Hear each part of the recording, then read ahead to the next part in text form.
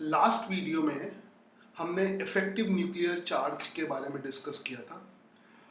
Effective nuclear charge discuss करने का जो लास्ट वीडियो का मेथड था वो एग्जैक्ट मेथड कंसेप्चुअली तो सही था, बट कैलकुलेट करने का, कैलकुलेशन में न्यूमेरिकली वो एग्जैक्ट मेथड नहीं था, न्यूमेरिकली रफ मेथड था। अब हम इफेक्टिव न्यूक्लियर चार्ज को फाइंड करने का एग्जैक्ट मेथड डिस्कस करेंगे और उस एग्जैक्ट मेथड को, एग्जैक्ट रूल को कहते हैं स्लेटर्स रूल, है ना। उसको कहते हैं स्लेटर्स रूल। तो ये हो गया स्लेटर्स रूल, स्लेटर्स,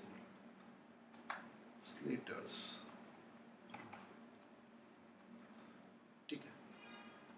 तो बेसिकली जो स्लेटर्स रूल है वो स्क्रीनिंग कांस्टेंट के बारे में है। स्क्रीनिंग कांस्टेंट, ये स्क्रीनिंग कांस्टेंट क्या होता है याद होगा तुम्हें। स्क्रीनिंग कांस्टेंट जब हम इफेक्टिव न्यूक्लियर चार्ज फाइंड करते हैं या जेड इफेक्टिव फाइंड करते हैं, ठीक है, तो ये एटॉमिक नंबर माइनस एस के बराबर आता है। तो एस को हम कहते हैं स्क्रीनिंग कांस्टेंट, ठीक है। ये स्क्रीनिंग कांस्टेंट किस चीज को रिप्रेजेंट करता है और किन किन चीज़ों पे डिपेंड करता है, इसकी थोड़ी सी हल्की सी बात कर लें। वैसे ये लास्ट वीडियो में मैंने एक्सप्लेन भी कर दिया था, मगर यहाँ पे भी रिवाइज कर लें। रफली मैं एक डायग्राम बनाता हूँ। सपोज करो ये न्यूक्लियस है ना, और इसकी पॉजिटिव चार्ज का न्यूक्लियस है और इसके सराउंड में शेल्स हैं, इसके सराउंड में शेल्स हैं, ठीक है। ये सराउंड में शेल्स है, दो शेल बना लेता हूँ। I am explain making it रफली। सो इस पे हम, जैसे ये इलेक्ट्रॉन है, इस शेल के इलेक्ट्रॉन, अंदर वाली शेल पे भी इलेक्ट्रॉन होंगे, ऐसा यहाँ भी एक रफ। तो किसी पर्टिकुलर इलेक्ट्रॉन को अगर ले लें, जैसे ये तुमने इलेक्ट्रॉन ले लिया, ये वाला इलेक्ट्रॉन है ना, इस पर्टिकुलर इलेक्ट्रॉन को ले लिया, तो इस इलेक्ट्रॉन पे जो न्यूक्लियस का फोर्स होगा, न्यूक्लियस के पॉजिटिव चार्ज का, ऑब्वियसली पॉजिटिव और नेगेटिव के बीच में अट्रैक्शन फोर्स लगता है, तो पॉजिटिव और इस इलेक्ट्रॉन के बीच में जो अट्रैक्शन फोर्स लगेगा उसको अंदर वाले इलेक्ट्रॉन इफेक्ट करेंगे और इसके साथ वाले इलेक्ट्रॉन है वो भी इफेक्ट करेंगे। दोनों इफेक्ट करेंगे, अंदर वाले इलेक्ट्रॉन भी इफेक्ट करेंगे और इसके साथ वाले इलेक्ट्रॉन भी इफेक्ट करेंगे।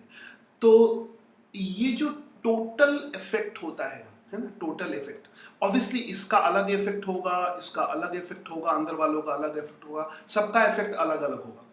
ये टोटल इफेक्ट हम स्लेटर्स रूल से निकालते हैं और उस टोटल इफेक्ट को ही स्क्रीनिंग कांस्टेंट कहते हैं। तो उस स्क्रीनिंग कांस्टेंट को निकालने के कुछ रूल्स हैं जो यहाँ पर मैंने प्रिंटेड फॉर्म में दे रखे हैं ताकि फालतू का लिखाने में टाइम वेस्ट ना हो। वीडियो को पॉज करके एक बार रूल्स को पढ़ लो, समझ में आए या ना समझ में आए, एक बार रूल्स को पढ़ लो। तो आई होप तुमने वीडियो को पॉज करके रूल्स को पढ़ लिया होगा। अब मैं समझाता हूँ इनको, ठीक है। स्क्रीनिंग कांस्टेंट के लिए अगर कोई इलेक्ट्रॉन ns या np ऑर्बिटल में है ना, ns में है या np में है, ठीक है। जैसे अगर सपोज करो तुम फोर्थ शेल कंसीडर करते हो तो n की वैल्यू 4 हो जाएगी, है ना। तो इलेक्ट्रॉन अगर ns और np ऑर्बिटल में है तो उस ऑर्बिटल के बचे हुए इलेक्ट्रॉनों, बचे हुए पर एक एक इलेक्ट्रॉन का, बचे हुए हर एक इलेक्ट्रॉन का स्क्रीनिंग कांस्टेंट कितना होगा, 0.35 बचे हुए हर एक इलेक्ट्रॉन का। तो फिर हमें सारे इलेक्ट्रॉन का निकालना पड़ेगा। उसके बाद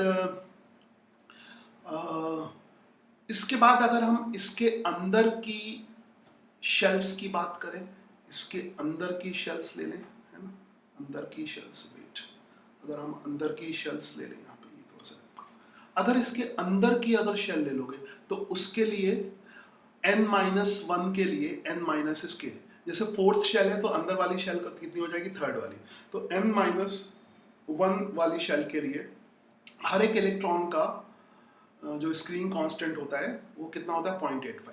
तो n-1 n-1p दोनों के लिए, n-1s के लिए भी, p के लिए भी, दोनों के लिए वैलिड है। तो चाहे n-1 में इलेक्ट्रॉन हो या n-1p में इलेक्ट्रॉन हो, SOP में हो। और इलेक्ट्रॉन हमने कंसीडर किसका किया है, nth का, यानी जो जिस इलेक्ट्रॉन पे हमें इफेक्टिव न्यूक्लियर चार्ज निकालना है वो किस में है, nth शेल में है। तो n-1 s और n-1 p का जो स्क्रीनिंग कांस्टेंट होगा पर इलेक्ट्रॉन वो दैट इज 0.85, ये हर एक इलेक्ट्रॉन का इतना होगा, फिर सारे इलेक्ट्रॉन के कैलकुलेट करेंगे, ठीक है। और बाकी इससे अंदर वाली शेल्स में अगर s और p में इलेक्ट्रॉन है तो जो स्क्रीनिंग कांस्टेंट है उसकी वैल्यू 1 हो जाएगी, ठीक है। हाँ, यहाँ पे एक चीज इंपॉर्टेंट है कि अगर 1s शेल, अगर हम 1s शेल का इलेक्ट्रॉन है, 1s शेल का, ठीक है, 1s, तब जो स्क्रीनिंग कांस्टेंट है वो 0.3 होगा 1s शेल का। ये मतलब ये पहले वाले रूल के लिए है ना। अगर इलेक्ट्रॉन 1s, अगर तुमने 1s का इलेक्ट्रॉन, ठीक है, each except for the electron 1s contribute s is equal to 0.3, तो 1s का इलेक्ट्रॉन अगर तुमने कंसीडर किया है तो वो उसका स्क्रीनिंग कांस्टेंट पॉइंट, इसको एग्जांपल से समझेंगे थोड़ी देर। नाउ बाकी अगर d और f का इलेक्ट्रॉन लिया है तो आउटर सेल का तो वैसे ही रहता है, df में आउटर सेल का तो सेम ही रहता है, 0.35 ही रहता है। अगर DFF इलेक्ट्रॉन है तो आउटर सेल में तो दिमाग नहीं लगाना, 0.35।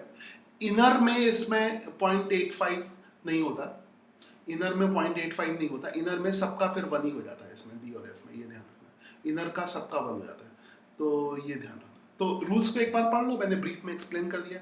चलो अब एग्जाम्पल लेते हैं। तो सबसे पहला all lower n minus, all lower में 1 हो जाएगा, लिख लिया। चलो एग्जाम्पल लेते हैं। सो सबसे पहला एग्जाम्पल है हमने get z effective for 2s electron of beryllium, 2s electron of beryllium. तो बेरिलियम का पहले इलेक्ट्रॉनिक कॉन्फ़िगरेशन बनाएंगे 1s2 2s2, ठीक है। तो 2s इलेक्ट्रॉन लेना है तो n की वैल्यू यहाँ पे 2 हो जाएगी, यानी 1 जो है वो n-1 होगा, ठीक है। तो n-1 में कितने इलेक्ट्रॉन बचे हैं, कितने इलेक्ट्रॉन हैं, 2 इलेक्ट्रॉन है। तो अंदर वाले के लिए कितना होता है 0.85, ठीक है, अंदर वाले के लिए 0.85 स्क्रीनिंग कांस्टेंट, एक इलेक्ट्रॉन का 0.85 होगा, 2 का 2 इंटू 0.85। फिर 2s का भी इलेक्ट्रॉन जो होगा वो स्क्रीन करेगा, मगर एक ही इलेक्ट्रॉन स्क्रीन करेगा, तो 1 इंटू किसके बराबर 0.35, ठीक है।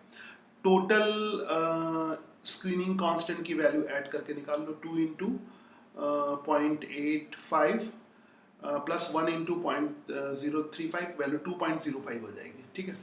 सो तो टोटल स्क्रीनिंग कांस्टेंट की वैल्यू 2.05 हो जाएगी, ओके।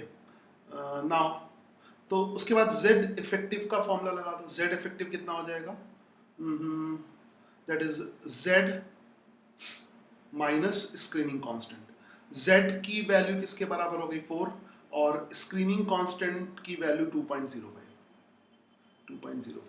तो इसको कैलकुलेट करके फाइनली इफेक्टिव न्यूक्लियर चार्ज कितना आ जाएगा 1.95, ठीक है, ओके। तो इस तरह से हम इफेक्टिव न्यूक्लियर चार्ज निकालते हैं।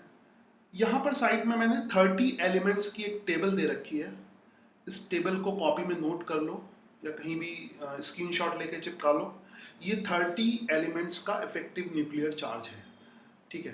तो इसमें बेरिलियम का देख सकते हो, तो स्क्रीनिंग कांस्टेंट और इफेक्टिव न्यूक्लियर चार्ज, तो इसमें सबका निकाल भी सकते हो। और ये बाहर वाली ऑर्बिट के लिए, आउटर मोस्ट इलेक्ट्रॉन के लिए है ना, आउटर मोस्ट इलेक्ट्रॉन के लिए, आउटर मोस्ट शेल के इलेक्ट्रॉन के लिए, ओके।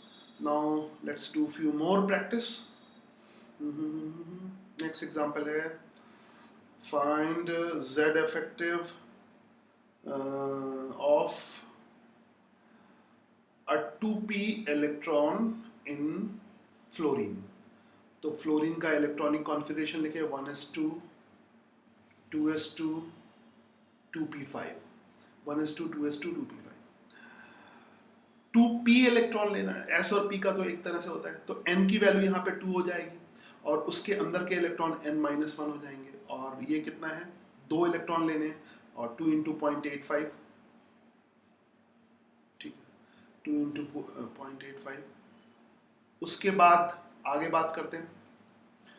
आगे ये तो NH शेल की हो गए, NH शेल में एक हमने ले लिया है, तो बचेंगे कितने 6, क्योंकि एक ले लिया, बचेंगे 6। और उसके लिए स्क्रीनिंग कांस्टेंट की वैल्यू होती है 0.35, ठीक है।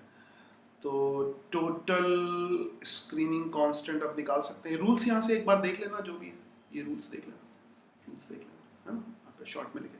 तो टोटल जो स्क्रीनिंग कांस्टेंट की वैल्यू, इनको ऐड करके निकाल लो, ऐड करो फटाफट।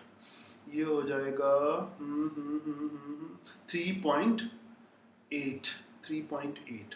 उसके बाद इसमें इफेक्टिव न्यूक्लियर चार्ज निकाल लो, वो क्या होता है, atomic number minus screening constant, atomic number minus screening constant. Atomic number की वैल्यू यहाँ पर कितनी है, 9, माइनस स्क्रीनिंग कांस्टेंट कितना है, 3.8, ठीक है। तो यहाँ से Z इफेक्टिव की वैल्यू निकल जाएगी, दैट इज 5.2, 5.2, ठीक है। तो that you can see, check in the table, 5.2। चलो नेक्स्ट क्वेश्चन लेते हैं, get Z effective for 3D electron. अब यहाँ पे 3D इलेक्ट्रॉन आ रहा है, ध्यान देना, D इलेक्ट्रॉन ऑफ, अब रूल बदल जाएंगे, 3D electron of titanium, titanium. तो टाइटेनियम का इलेक्ट्रॉनिक कॉन्फ़िगरेशन लिखो और रूल पे ध्यान देना। अब सिर्फ आउटर वाले के लिए होगा और बाकी सब इनर वाले के लिए एक जैसा होगा। तो 1s2, 2s2, 2p6, 3s2, 3p6 और 4s2, 3d, 3, ठीक है, 3d3। तो एक चीज ध्यान रखना कि यहाँ पे हमें 3d इलेक्ट्रॉन लेना है, यानी 3D के इलेक्ट्रॉन पर, किसी एक इलेक्ट्रॉन पर इफेक्टिव न्यूक्लियर चार्ज या उसका स्क्रीनिंग कांस्टेंट निकालना है। तो जो शेल हमने n = 3 हो जाएगा, उसके ऊपर वाली शेल हमें कंसीडर करनी नहीं है। यानी जैसे अगर थर्ड शेल तुमने ले रखी है तो फोर्थ शेल का इलेक्ट्रॉन स्क्रीनिंग कांस्टेंट को इफेक्ट नहीं करेगा। थर्ड शेल और थर्ड शेल के अंदर, यानी third shell, second shell, first shell, ये 3, 2, 1 ये स्क्रीनिंग कांस्टेंट को इफेक्ट करेंगे और थर्ड के ऊपर वाली, फोर्थ, फिफ्थ, ये स्क्रीनिंग कांस्टेंट को इफेक्ट नहीं करेगी, है ना। ऑब्वियसली समझ गए होगे, बहुत सिंपल सी बात है ये। चलो अब क्योंकि 3D में इलेक्ट्रॉन है तो रूल 3D वाले लगेंगे। So just start. 1s के लिए हम लिखेंगे 2, 1s के लिए 2 × 1, क्योंकि अंदर वाले सब के लिए 1 होता है। उसके बाद यहाँ पर there are 8 electron and we will write, just watch the rule for, है ना, yes, इसके लिए we will write 1, है ना, 1, इसके लिए भी 1 लिखेंगे क्योंकि अंदर वाले सब के लिए 1 होगा, क्योंकि अंदर वाला हो गया। फिर ये हो जाएगा 8 × 8 × 0.35, 8 × 0.35, 8 × 0.35, ठीक है। तो अंदर, क्योंकि 3D का इलेक्ट्रॉन लेना तो सब जगह यहाँ पे अंदर 1 ही लेना पड़ेगा, तो ये थोड़ा सा डिफरेंट है, रूल ध्यान रखना। नाउ अब 4s तो हमें कंसीडर नहीं करना, 3D और बचा हुआ है, 3D में 2 इलेक्ट्रॉन बचे हुए हैं, तो इसके 2 इलेक्ट्रॉन और बचे हुए हैं, ठीक। तो ये 2 इलेक्ट्रॉन इसके और होंगे, तो 2 × 0.35, सभी के लिए उतना ही होता है, थर्ड शेल के सारे के लिए सभी होगा, okay. So just you have checked the rule again, rule को 0.35 और 1। चलो अब टोटल स्क्रीनिंग कांस्टेंट की वैल्यू निकालते हैं। S = कितना, just add them, 13.5। Effective nuclear charge कितना हो जाएगा, atomic number minus screening constant. Atomic number कितना हो गया, 23, स्क्रीनिंग कांस्टेंट कितना हो गया, 13.5, ठीक है। गेट द आंसर 9.5, ठीक है। चलो now let's take another question. Get Z effective of 1s electron in lithium, magnesium and potassium। 1s electron लेना। 1s का केस बहुत स्पेशल होता है, ठीक है। स्क्रीनिंग कांस्टेंट पता ही तुम्हें 0.3 के बराबर होता है, सो लिथियम में क्या हो जाएगा, जेड इफेक्टिव कितना, एटॉमिक नंबर लिथियम का -s, इसका एटॉमिक नंबर कितना होता है 3, माइनस स्क्रीनिंग कांस्टेंट की वैल्यू 0.3, तो ये 0.332.7 आ जाएगा। ठीक है, तो ये हो गया। नाउ अब हम मैग्नीशियम ले लें, मैग्नीशियम का जेड इफेक्टिव Z-S, मैग्नीशियम का Z कितना होता है 12, माइनस स्क्रीनिंग कांस्टेंट की वैल्यू 0.3 होगी, तो 11, क्योंकि 1s वाला इलेक्ट्रॉन है, वो स्पेशल केस है। ठीक है, 11.7।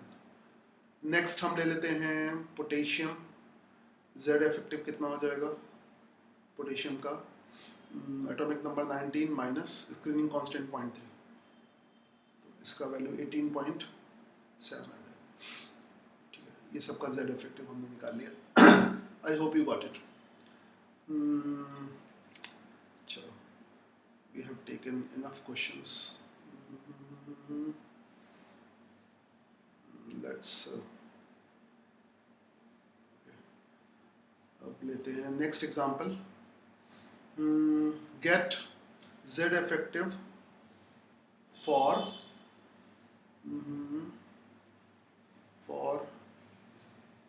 2p electron of nitrogen, 2p electron of nitrogen। तो नाइट्रोजन का इलेक्ट्रॉनिक कॉन्फ़िगरेशन लिखो, 1s2, 2s2, 2p, 2p3। Now 1s2, obviously n की वैल्यू यहाँ पर कितनी हो जाएगी, 2p इलेक्ट्रॉन 2 हो जाएगी, तो ये अंदर वाला इलेक्ट्रॉन है और इलेक्ट्रॉन 2p में है, तो यहाँ पे 2 इंटू कितना हो जाएगा 0.85, रूल देख लेना एक बार। और ये फिर उसी शेल के हैं, तो कितने 2p का तो हमने एक ले लिया, 4 बचे, तो 4 इंटू 0.35। ठीक है, तो टोटल Z इफेक्टिव की वैल्यू कितनी हो गई, atomic number Z minus screening constant, atomic number Z की वैल्यू हो गई 7 माइनस टोटल स्क्रीनिंग कांस्टेंट की वैल्यू निकाल लो ऐड करके, दैट इज 3.10, तो इसकी वैल्यू आ जाएगी 3.90। ठीक है, तो ये हमने एक एग्जांपल और ले लिया। So we have taken enough example on Slater's rule. एक एग्जांपल और लिखते हैं, ये है get Z effective for 4s and 3d electron of zinc. ठीक है, तो ये क्वेश्चन मैं तुम्हें होम असाइनमेंट के लिए देता हूँ, इसको प्रैक्टिस करो और आंसर कमेंट बॉक्स में लिख सकते हो। प्रैक्टिस करने के बाद आंसर कमेंट बॉक्स में लिखो और ये भी कमेंट करो कैसा लगा ये स्लेटर्स रूल का वीडियो।